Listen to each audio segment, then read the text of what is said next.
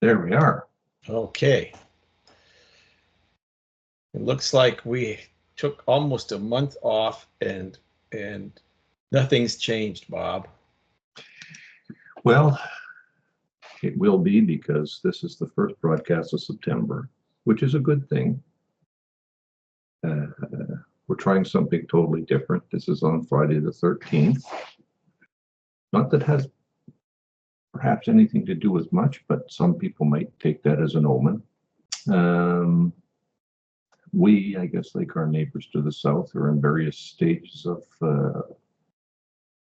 provincial and federal by-elections coming along. So the aroma that's in the air here just happens to be perhaps not bovine flatulence, but politician flatulence. I call it what it is, bullshit coming out of it. This is an adult program. Well, and we are talking over the fence, like really. So, yeah, and, we took the time off and we were hoping, I guess, beyond hope, that something good would be on one of our broadcasts. And the way things are shaping up, it certainly doesn't look too promising yet. Well, a lot of things have happened since our last transmission. And certainly the international situation is not better, it's worse, whether it's in Ukraine or whether it's in the Middle East. It's being ratcheted up on all counts. The warmongers are very happily talking about increasing the military incursions and solving problems, but I think the fear here is that there's going to be a misstep somewhere. Well, it doesn't deep trouble. That's right. It doesn't take much when tensions are pulled as taut as these ones are right now to have something said or something done that could be misconstrued or mistaken. Well, there's no let up in the rhetoric, and certainly in the ramping up of the military involvement in the Middle East by our pals to the south. Half the U.S. Navy now is in the Eastern Mediterranean.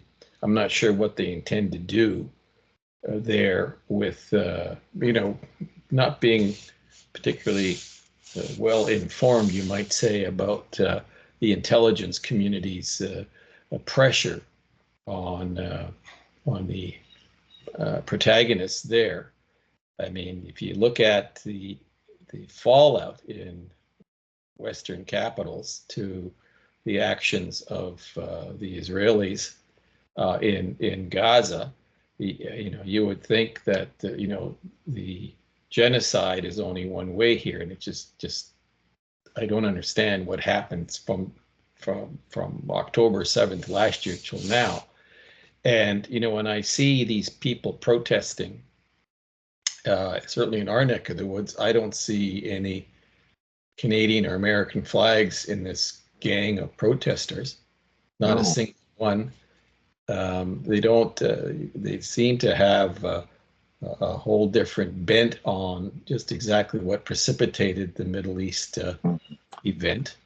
Well, it was also interesting too there, Tom, the by-elections happening in the province of Quebec, where it's probably the Liberal incumbent. Well, it isn't an incumbent anymore. He stepped down, but the Liberal seat probably won't remain Liberal.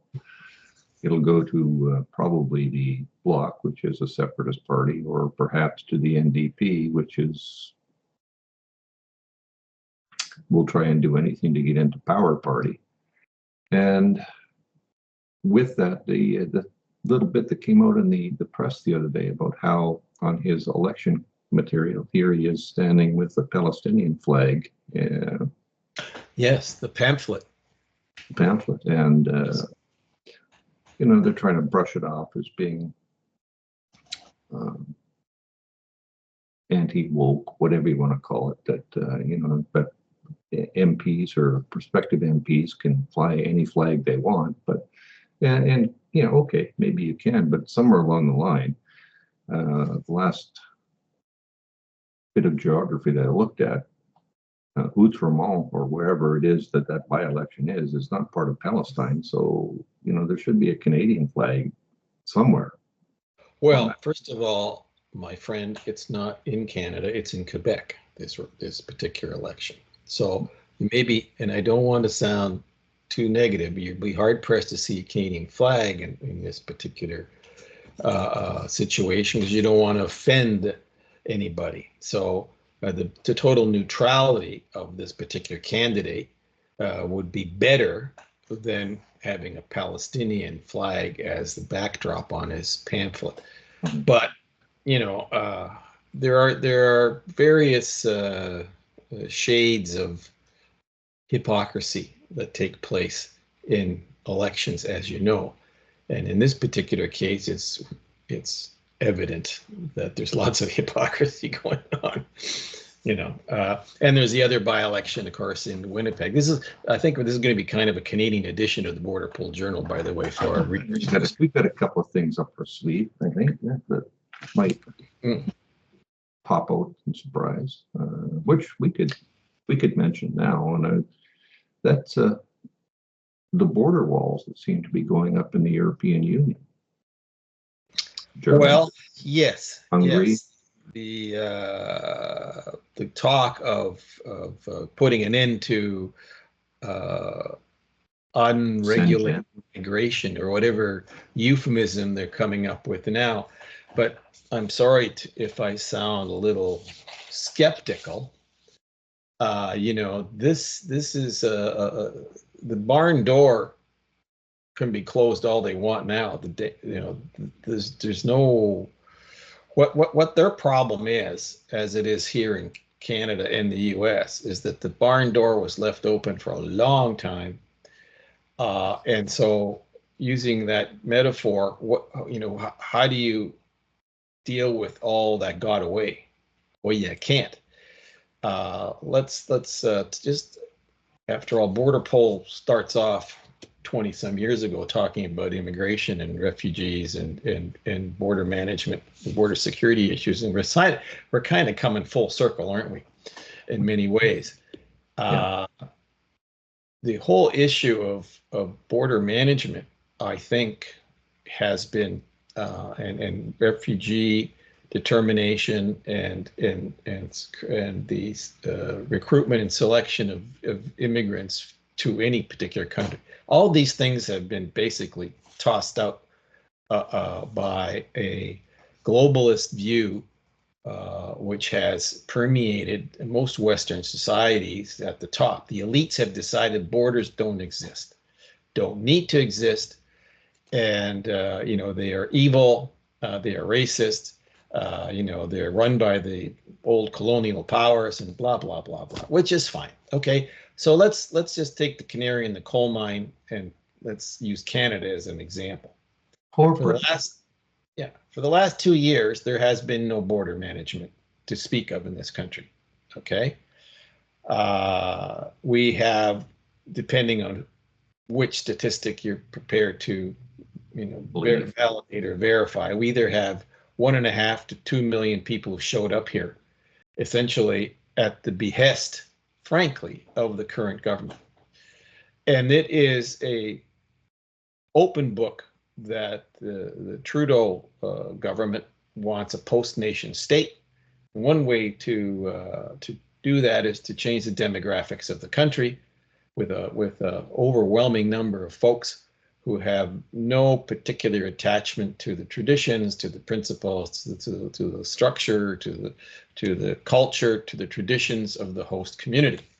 Okay, and we start messing about with things like, we don't call them migrants or immigrants or refugees, we now call them newcomers, which is a nice little bundle which they've invented a word salad component about 6-8 months ago. And in fact, we touched upon that, as you will recall, in one of our earlier podcasts. We're starting to play around with the vocabulary.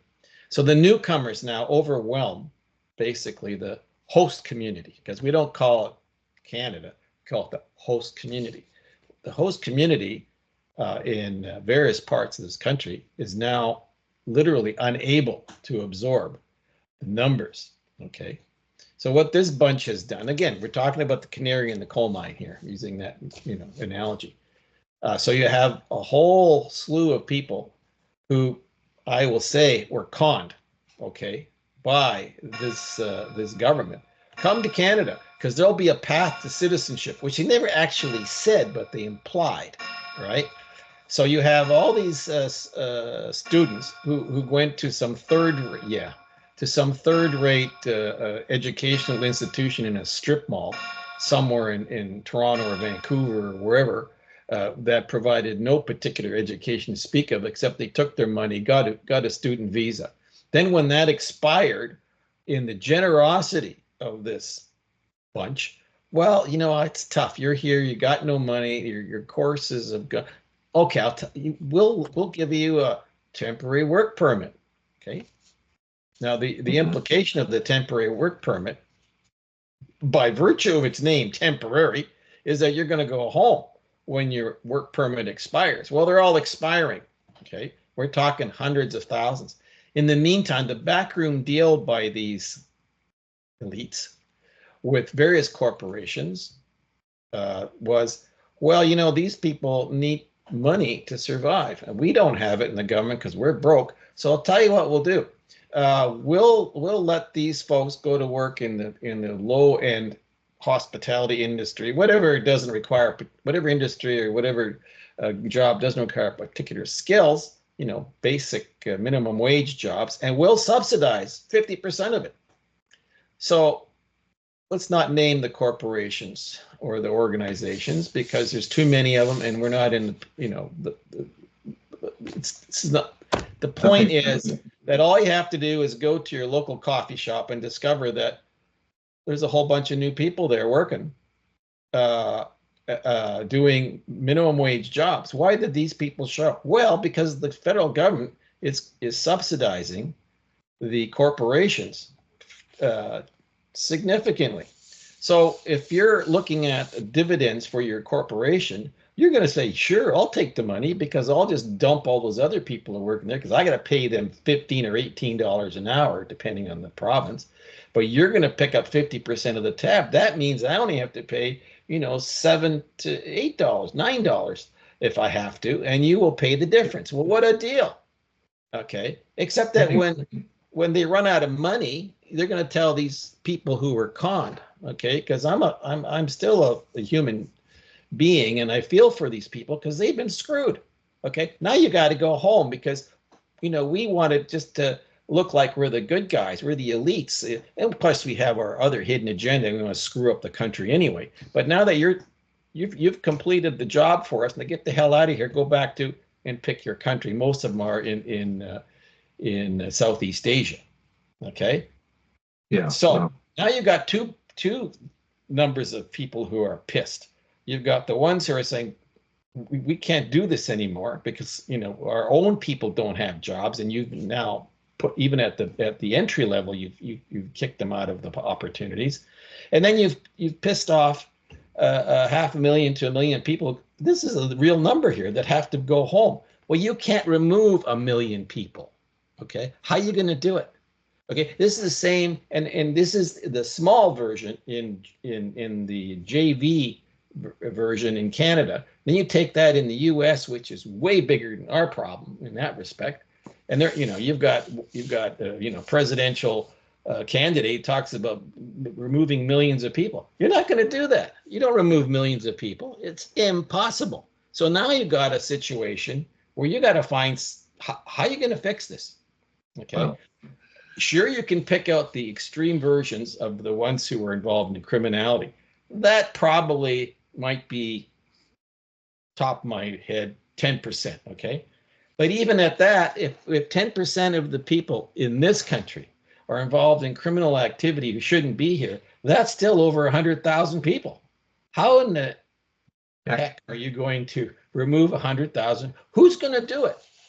Okay, so now you have to figure out, well, we've got this mess on our hands. So put this aside for a moment, because that's there's a lot of emotion involved and there's a lot of legalities involved. Let's talk about other lies that are being told. You remember, the carbon tax, the famous carbon tax, is going to reduce our emissions. It hasn't reduced diddly squat, but it's generated a lot of money for the government to piss away on these various. Where do you think they got the money to pay for this stupid program for the temporary workers? They had to generate it someplace. Well, that's in Ontario in particular, because you don't have your own carbon tax, I believe. But out here in BC, we have one set at the provincial level. Well, your air is much cleaner as a result. We have two, and it's estimated that even for our population, maybe 7 million people in the province, ish. Yes. It brings in $3 billion a year. Right. Now, if that, in theory, we shouldn't have any greenhouse gas emissions, because $3 billion should take an awful lot of carbon fuel and stuff out of the air, because people can't afford. We're paying $1.75 a liter. Now, what does that translate into for our friends to the south? Well, it's about $8 a gallon. Wow. Which in your money is still 5 or 6, but that's a lot. And in theory, we're supposed to be going like the U.S. to having absolutely no internal combustion engines by 2035. Yeah. Well, have you heard the saying, "And pigs will fly"? Yeah, I might have come across that one once or twice. The just to put some levity into it, these people are delusional.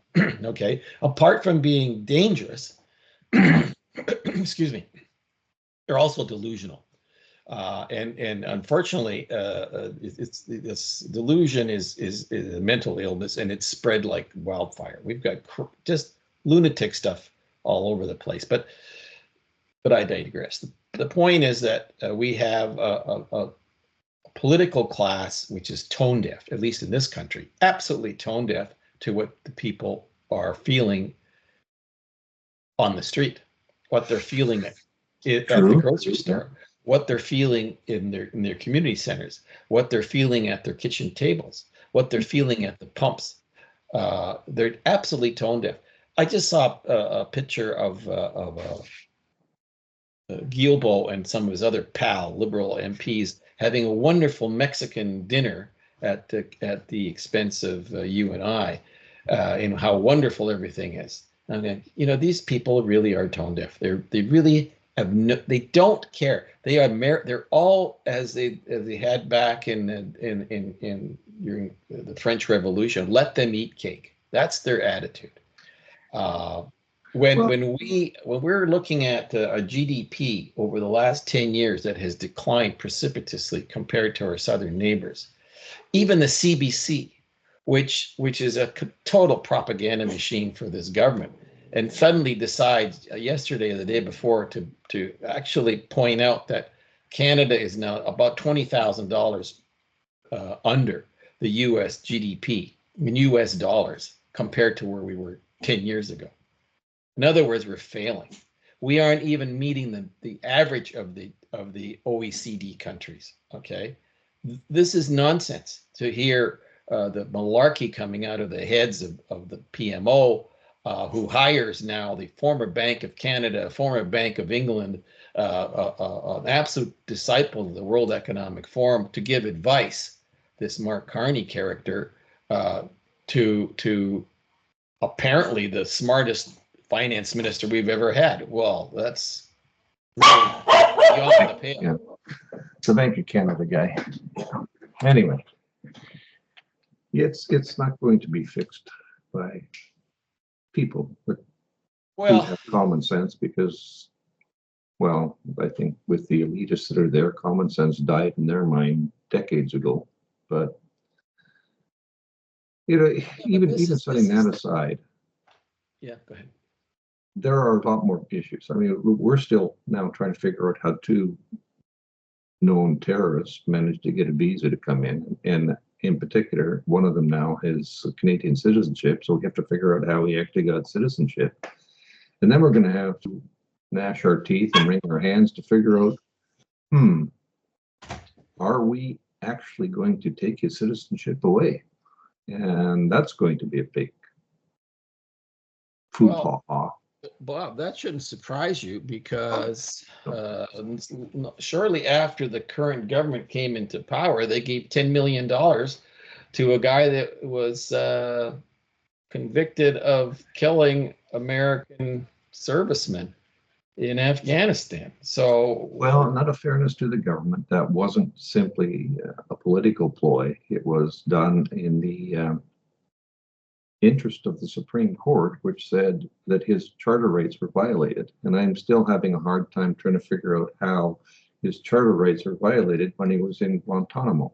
Yeah. I didn't know that our Constitution expanded and spread that far, but I'm not a legalist. But you see, when you bring up what are they going to do with this other guy now that has Canadian citizenship, what are you going to do with him when we basically rewarded the previous bum with $10 million as a pretext to or as using the Constitution as the foundation of Canadian I can't even say it.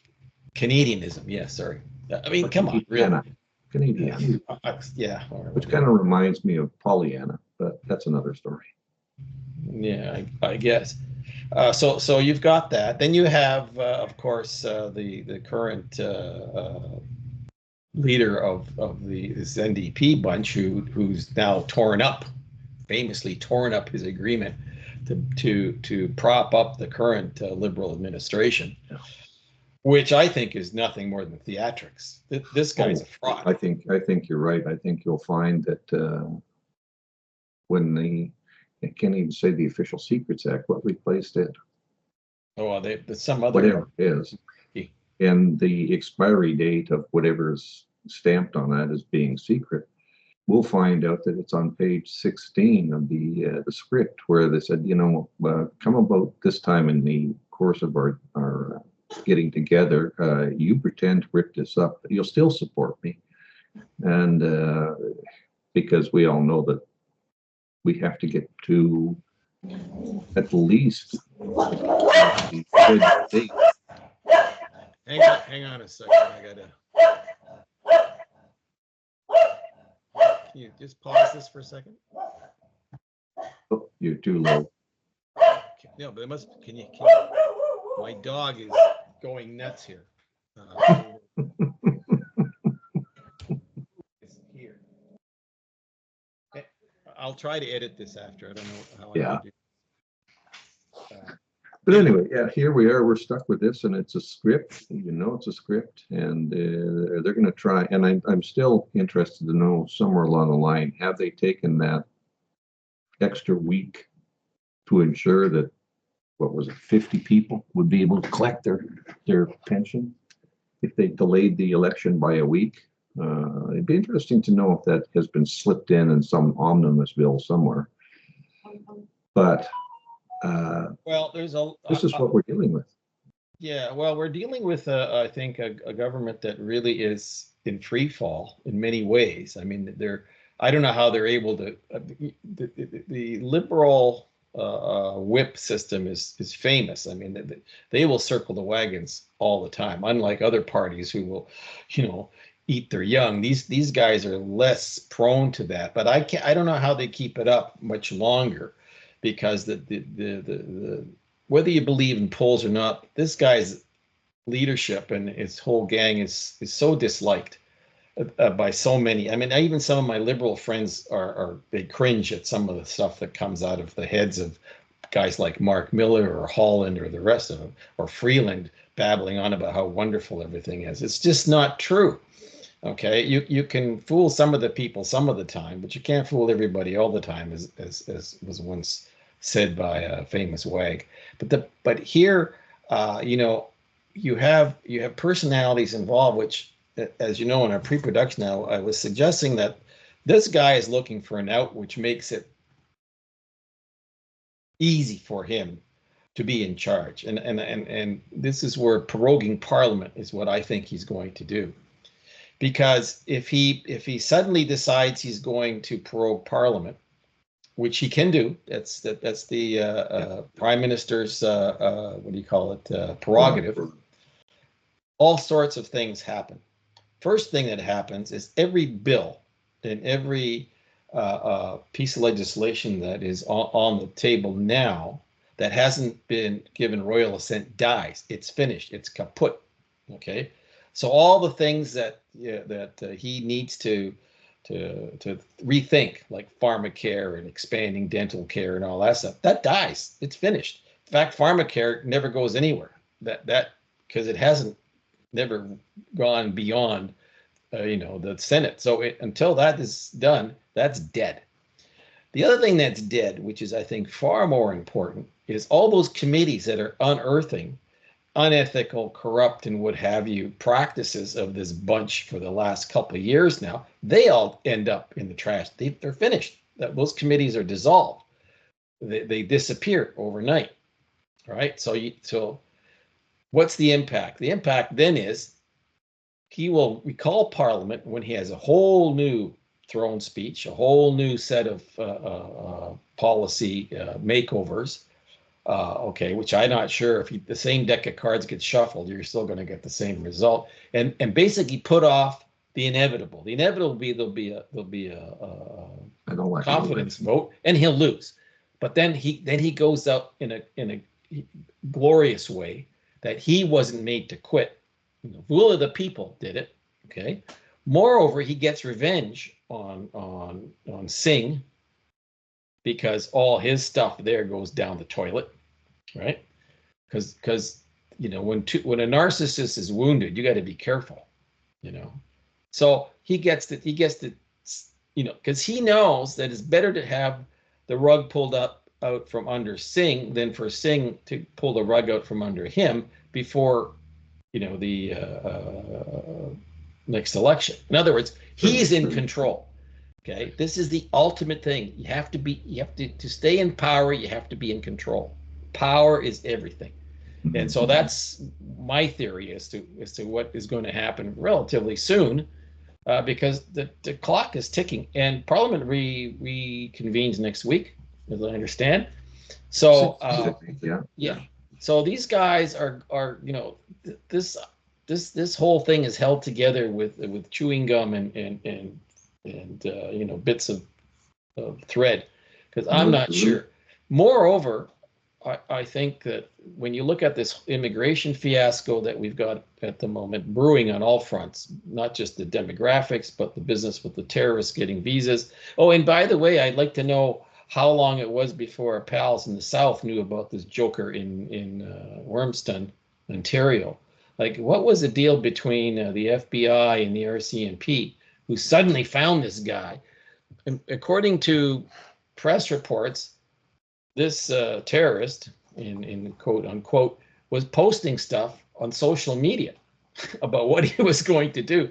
I mean, I don't consider this guy to be a terribly bright, criminal, terrorist / whatever, because why would you post all this stuff? I mean, somebody saw it. So given the ability of AI linked to law enforcement in the U.S. and the intel community, I'm sure we have it too here with CSIS and so on. Why did it take him all this time, to figure out, oh, this guy's going to cross the border soon? And why didn't he just let him cross the border and arrest him in the States? Now, why are we stuck with him and have to go through all this BS with an extradition hearing and blah blah blah? If the Mounties and the FBI were tuned in and they were following him, why not just let him continue and arrest him in the States, and stop wasting a lot of people's time with extradition? I don't get it. Oh, one other thing, it would have solved the problem. He's over there. He's not our problem. He's not a Canadian citizen. He's a would be our permanent resident. problem. And then I think that's it goes back to the other joker that was in Guantanamo Bay. We'd have to have him extradited back here. We'd have to pay him another $10 million to hush money or whatever. Yeah, but money doesn't mean anything to these people. No, it doesn't. But it means an awful lot to the guy that's getting it. Like I'd love $10 million. I would certainly. Well, then you need to bit, yeah, but you see, but if you're not Tom Kent, you can go buy a place for $9 million in New York, you know, because you know, you're a good old liberal hack, and you need a nice place on Billionaire Row in New York for your consul general residence. Apparently that's okay, because what's $9 million? It's peanuts. It's chump change. And then again, scandal once again. You asked the committee asked if he had anything to do with this purchase, and oh no, it wasn't my decision. Isn't that clever? It wasn't his decision. It's not your, yes, it wasn't your decision, but who had the input?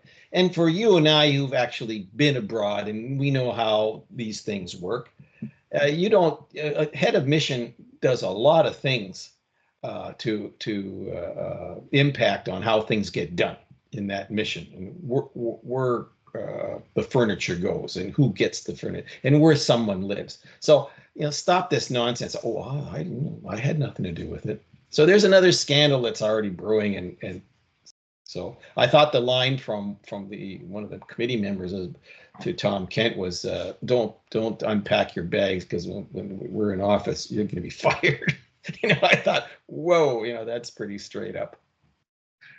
Well, yeah, although you know darn well that as it gets more and more down the slippery slope towards an election, there's going to be an awful lot of mudslinging and fear mongering, and on all parties in particular. But I think you're probably right. I think the current bunch will be leading that with the big war horse. It's already starting out here in particular. The leftist government is already saying, well, if you elect this rightist government, it's, you know, we're going to have cuts on health care, cuts here and cuts. You know, but at some point we have to sit back and we've talked about it before. Where is this money coming from? If our GDP, GNP is going down, and even we as a province out here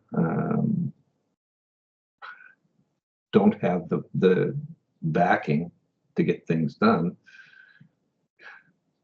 we're going to have to be taxed more. Well, there's only so many tax dollars. There's only so many taxpayers, and that's just a microcosm. When you start to look at it on a country level, or you know, continent level, or a global level, there's only so much money out there, and you know. Well, I agree. I totally agree. But I really am hoping that our government will fall. These crazy bills will disappear.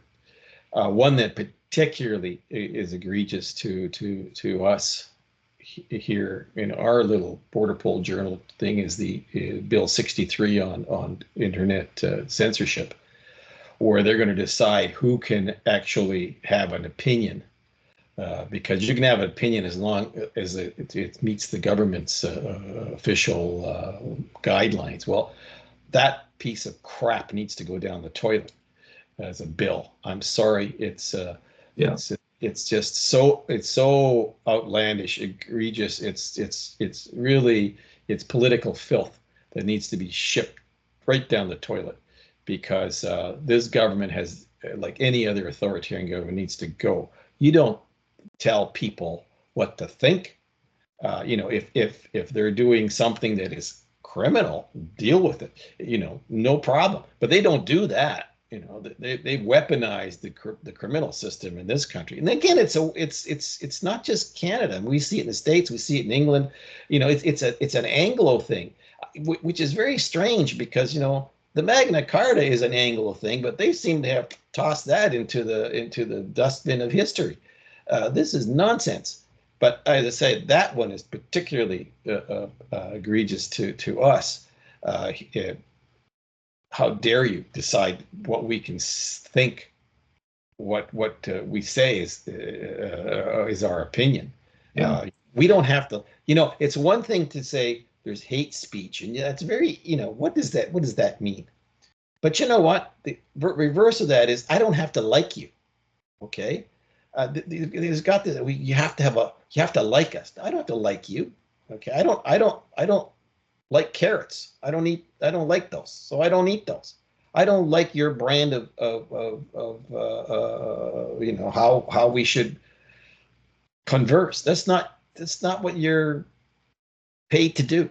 And so this particular bill is for Canadians. I wish they'd read it because most of them are still right now in the last days of summer doing other things. But that is the biggest piece of authoritarian rubbish that's ever been created by a Canadian government. But coupled with that, you've also mentioned previous times is we're not like our neighbors to the south, where we have a particular amendment that says that we're protected on free speech. That's not in our Constitution. Well, the Bill of Rights is all we got, but it's not the same Bill of Rights. And the last guy to promote that was an old chap called John Diefenbaker, who brought that in the late 50s. And in fact, it's interesting you should raise that, Bob, because in front of me, I was actually reading a book about him. And it's right here, which is an old book. Oh, I don't know. Can't see it. Anyway, it's called Diefenbach Years. It's written by Peter C. Newman, called Renegade in Power. And Peter C. Newman was quite a famous journalist and a famous. He was an editor of Financial Times and Maclean's magazine and whatever. I don't even know if he's still around. He might be. But I'm at the point. It's funny. It's ironic that you brought that up because I'm just at the part about the Bill of Rights that he promoted, and one of the reasons I was reading the book in particular is that I wanted to kind of get a feel for what happened to the Louis Saint Laurent government, which had multiple majority governments, and then suddenly got wiped out by the Diefenbaker steamroller in 57 and 58 the majority. And they asked Louis Saint Laurent what happened. How come you lost the election? And you know what he said? People just got tired of us. And there's really some truth to that, because I think a lot of people are just getting tired of this bunch. And it's not, and I don't know which Politico or even whether it's true, but the old internet meme of politicians are just like baby diapers. They need to be changed, and often for the same reason. So yeah, and you get tired. There's a little label on most things that you buy now, which is a best before date. Yeah. And most politicians have it, but nobody wants to tell them that they have it. And the old fable, right? The emperor's new clothes. Nobody wants to be the guy that says, yeah, those aren't new clothes, those are old clothes, and oh, by the way, you're naked. Yeah, exactly. But we're getting near the end of the line here, but I want to read you something, which you're a psychic, I have to tell you, because all right, Carmack, what am I going to read you now? I'm going to read you something which is something that Diefenbaker said when the Bill of Rights was passed, and it's very short, but I'll read it. It says, "I am a Canadian, a free Canadian, free to speak without fear, free to worship God in my own way, free to stand for what I think right, free to oppose what I believe wrong, or free to choose those who shall govern my country. This heritage of freedom I pledge to uphold for myself and all mankind." Flowery is, and so on, but boy, oh boy, it has a way of echoing in 2024, even though he said that back in 57. Mm-hmm. So I think we need to keep those principles. Yeah. Maybe we should be pulling out George Orwell's book and reading it again too. I was going to do that, but it's hard to find George Orwell's book right now, believe it or not. You can download it from some places in a PDF, but it's not. It's a tough one to actually. We don't have it in our library here, oddly enough. Because what makes it interesting is everybody quotes, and so do we, Orwell's various passages that people have used over the years. But last time I read that, I was in high school, so, and that was a few years ago. A couple of years ago, yeah. Perhaps many years ago now. There you go. Yeah. All right. Well, we haven't even talked about some other things we're going to talk about, but that's where we are.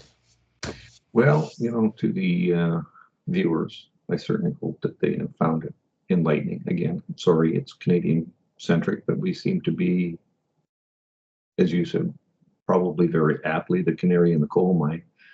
Or a petri dish. It's another version. Yeah, that's it. So take a look at what we've said, apply it to your own standards, to your own set of circumstances, and you'll probably find that you might be on the same slippery slope that we're on.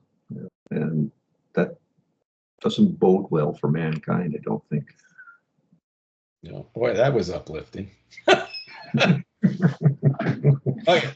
Yeah. We'll be back in a week with some, or so, perhaps some good news. We'll keep our fingers crossed on that one. But all right. See you, Bob. Yep. Talk to you soon. Okay.